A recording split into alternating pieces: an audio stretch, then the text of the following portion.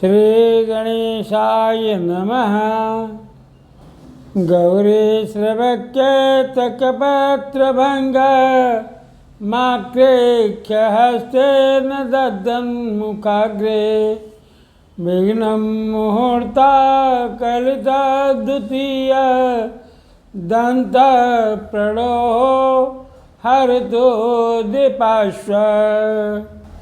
ॐ तत्रैव गंगा जमुनाश्च तत्र गोदावरी सिन्धु सरस्वती च सर्वाणि तीर्थानि वसन्ति तत्र यत्र च्युतोदारकथा प्रसंग।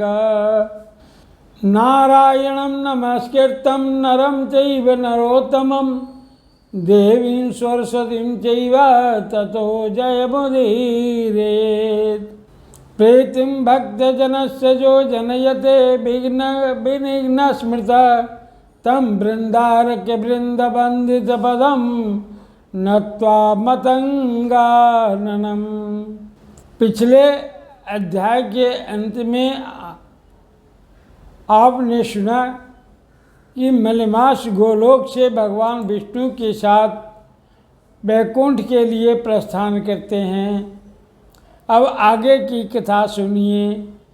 सूत जी बोले, हे तपोधन, विष्णु और श्री कृष्ण के संवाद को सुन संतुष्ट बन नारद नारायण से पुनः प्रश्न करने लगे। नारद जी बोले, हे प्रभु, जब विष्णु वैकुंठ को चले गए तब फिर क्या हुआ, कहिए। आदि पुरुष कृष्ण और हरिशुद्ध का जो संवाद है वह सब प्राणियों के कल्याण कर है। इस प्रकार प्रश्न सुन फिर भगवान बद्री नारायण जगत को आनंद देने वाले और बृहत आख्यान कहने लगे। श्री नारायण बोले, अंतर विष्णु बड़े प्रसन्न होकर वैकुंठ गए और वहाँ जाकर हे नारद, अधिमास को अपने पास ही बसा लिया। अधिमास वैकुंठ में वास पाकर अत्यंत प्रसन्न हुआ और 12 मासों का राजा होकर विष्णु के साथ रहने लगा। 12 मासों में मलमास को श्रेष्ठ बनाकर विष्णु मन से संतुष्ट हुए। हे मुने, अंतर भक्तों के ऊपर कृपा करने वाले भगवान युधिष्ठिर और द्रौपदी की ओर देखते हुए कृपा करके अर्जुन से यह बोले। श्री कृष्ण बोले, हे राज शार्दूल, हमको मालूम होता है कि तपोवन में आकर आप लोगों ने दुखित होने के कारण पुरुषोत्तम मास का आदर नहीं किया। वृंदावन की शोभा के नाथ भगवान का प्रिय पात्र पुरुषोत्तम मास आप वनवासियों का प्रमाद से व्यतीत हो गया। भीष्म, द्रोणाचार्य, कर्ण के भय से संत्रस्त मन आप सब लोगों ने भय और द्वेष से मुक्त होने के कारण प्राप्त पुरुषोत्तम मास का ध्यान नहीं किया। कृष्ण द्वैपायन वासुदेव से प्राप्त विद्या के आराधन में तत्पर रणवीर अर्जुन ने इंद्रकील पर्वत पर चले जाने पर उसके वियोग से दुखित आप लोगों ने पुरुषोत्तम मास को नहीं जाना। अब यदि आप यह पूछे कि हम क्या करें, तो मैं वही कहूँगा कि भाग्य का अवलंबन करो। पुरुषों का जैसा कर्म होता है वैसा ही फल मिलता है। भाग्य से उत्पन्न जो फल है वह अवश्य ही भोगना पड़ता है। सुख, दुख, भय, कुशलता, ये सब भाग्य के अनुसार ही मनुष्यों को प्राप्त होते हैं। अतः विश्वास रखने वाले आप लोगों पर अदृष्ट पर निर्भर रहना चाहिए। अब इसके बाद आप लोगों के दुख का दूसरा कारण और बड़ा आश्चर्यजनक इतिहास के सहित कहते हैं। हे महाराज, हमारे मुख से कहा हुआ सुनो। श्री कृष्ण बोले, यह भाग्यशालिनी द्रौपदी पूर्व जन्म में बड़ी सुंदरी मेधावी ऋषि के घर में उत्पन्न हुई थी। समय व्यतीत होने पर जब 12 वर्ष की हुई तब क्रम से रूप और लावण्य से युक्त अति सुंदरी और आकर्षणांत क्षेत्र से शोभायमान हुई। चातुर्य गुण से युक्त यह अपने पिता की एकमात्र इकलौती कन्या थी, अतः चतुरा गुणवती सुंदरी यह पिता की बड़ी लाडली थी। मेधावी ने सदा लड़की की तरह इसे माना, कभी भी अनादर नहीं किया। यह भी साहित्य शास्त्र में पंडिता और नीति शास्त्र में भी प्रवीणा थी।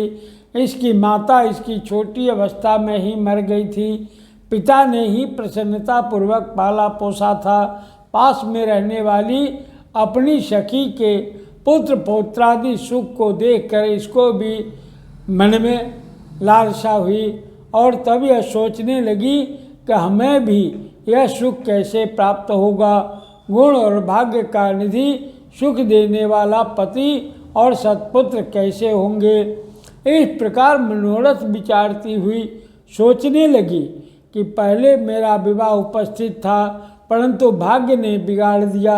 अब क्या करने से अथवा क्या जानने से एवं किस देवता की उपासना करने से, किस मुनि के शरण जाने से अथवा किस तीर्थ का आश्रय करने से मेरी मनोकामना पूर्ण होगी।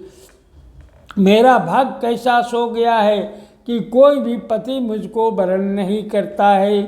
पंडित भी, मेरा पिता भी दुर्भाग्य से मूर्ख हो गया है। बड़ा आश्चर्य है, विवाह का समय उपस्थित होने पर भी मेरे समान वर को पिता ने नहीं दिया। मैं अपनी सहेलियों के बीच में प्रमुख हूँ, परंतु कुमारी होने के कारण पति दुख से पीड़ित हूँ। जैसे मेरी सखियाँ पति सुख को भोगने वाली है, वैसे मैं नहीं हूँ। मेरी भाग्यवती माता क्यों पहले ही मर गई। इस प्रकार चिंता से व्याकुल कन्या मनोरथ रूप समुद्र के मोह रूप में निमग्न हो शोक मोह रूप लहरों से पीड़ित हो गई। इसके पिता मेधावी ऋषि भी कन्यादान के लिए कन्या के समान वर ढूंढने हेतु देश विदेश भ्रमण किया, परंतु कन्या के अनुरूप वर नहीं मिला। कन्या के और अपने भाग्य से कन्यादान रूप संकल्प के पूर्ण न होने से दैव योग के कारण बड़ा भारी दारुण ज्वर उन्हें आ गया। अब अंग ऐसे फूटने लगे जैसे समस्त अंग अंग टूटकर अलग हो जाएंगे। यानी बहुत बड़ा बुखार जो है, बहुत ज़्यादा तेज बुखार उनको लग गया और बुखार के कारण मूर्छा से और लड़खड़ाते हुए गिरते पड़ते किसी तरह घर आए और आते ही पृथ्वी पर गिर पड़े। भय से विवल कन्या जब पिता को देखने आए, तब तक कन्या को स्मरण करते हुए मेधावी मुनि मरणासन्न हो गए। भाग्य के फलरूप बल से एकाएक कांपने लगे और कन्यादान प्रसंग से उठा हुआ जो महोत्सव था वह जाता रह गया। अंतर पहले किए हुए गृहस्थाश्रम धर्म के परिश्रम के प्रभाव से संसार वासना को त्याग कर भगवान में चित्त को लगाने लगे। उस समय मेधावी ऋषि ने शीघ्र ही नीलकमल के समान भगवान श्याम सुंदर को, पुरुषोत्तम भगवान को स्मरण किया। हे रास के स्वामी, हे राधारमण, हे प्रचंड भुजदंड से दूर से ही देवताओं के शत्रु दैत्य को मारने वाले, हे अति उग्र दावानल को पान कर जाने वाले, हे कुमारी गोपिकाओं के उतारे हुए वस्त्रों को हरण करने वाले, हे कृष्ण, हे गोविंद, हे मुरारे, हे राधेश, हे दामोदर, हे दीनानाथ, मुझ संसार में निमग्न की रक्षा कीजिए। इंद्रियों के ईश्वर आपको प्रणाम है। इस प्रकार मेधावी के वचनों को दूर से ही सुनकर भगवान के दूत चटपट मुकुंद लोक से आए और उस मरे हुए मुनि को हाथ से पकड़कर ईश्वर के चरण कमलों में ले गए। इस प्रकार अपने पिता के प्राणों को निकलता देख वह कन्या हाहाकार करके रोने लगी और पिता के शरीर को अपनी गोद में रखकर अति दुख से विलाप करने लगी। चेल पक्षी की तरह बहुत देर तक विलाप करके अत्यंत दुखी से हो गई। पिता को जीवित की तरह समझकर बोली, बाला बोली, हाय हाय हे पिता, हे कृपा सिंधु, अपनी कन्या को सुख देने वाले मुझे आज किसके पास छोड़कर आप बैकुंठ सिधारे हैं। हे तात, पितृहीन मेरी कौन रक्षा करेगा। आज मेरे भाई बंधु माता आदि कोई भी नहीं है। हे तात, मेरे भोजन वस्त्र की चिंता कौन करेगा। मैं कैसे रहूँगी इस शून्य वेद ध्वनि रहित निर्जन वन की तरह आपके घर में। हे मुनि श्रेष्ठ, अब मैं मर जाऊंगी, ऐसे जीने में क्या रखा है। कन्या में प्रेम रखने वाले पिता, हे तात, विवाह विधि बिना किए ही आप कहाँ चले गए। हे तपोनिधे, अब यहाँ आइए और अमृत के समान मधुर भाषण कीजिए। क्यों आप चुप हो गए। हे तात, बहुत देर से आप सोए हुए हैं, अब जागिए। अपने पिता को इस प्रकार बारंबार कह करके और जगाने लगी।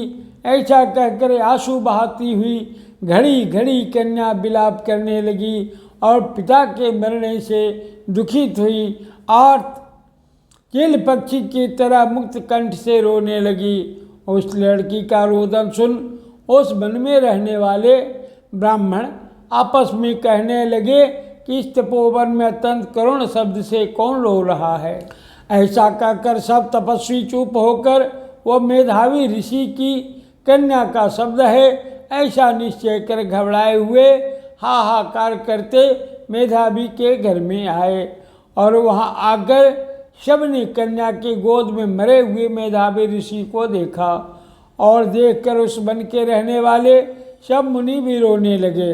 कन्या की गोद से अब ऋषि मुनि लोग कन्या की गोद से सबको लेकर शिव मंदिर के पास श्मशान पर ले गए और वहाँ काठ की चिता बना करके विधि से अंत्येष्टि कर्म कर उनका दाह संस्कार किया।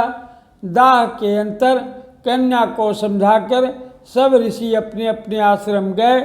इधर कन्या भी धैर्य धारण कर यथाशक्ति क्रिया के लिए द्रव्य खर्च किया। इस प्रकार पिता की मरण क्रिया को करके कन्या इसी तपोवन में निवास करने लगी और पिता के मरण रूप दुखाग्नि से जली हुई रंभा की तरह व्यथित होती हुई एवं बछड़े के मर जाने से जैसे गौ चिल्लाती है और खाती नहीं दुर्बल होती है, वैसे ही यह बाला भी दुखित हो गई। इति श्री बृहन्नारदीये पुरुषोत्तम महात्म्ये अष्टमो अध्याय। एक बार बोलिए श्री कृष्ण भगवान की जय। श्री गणेश जय गणेश।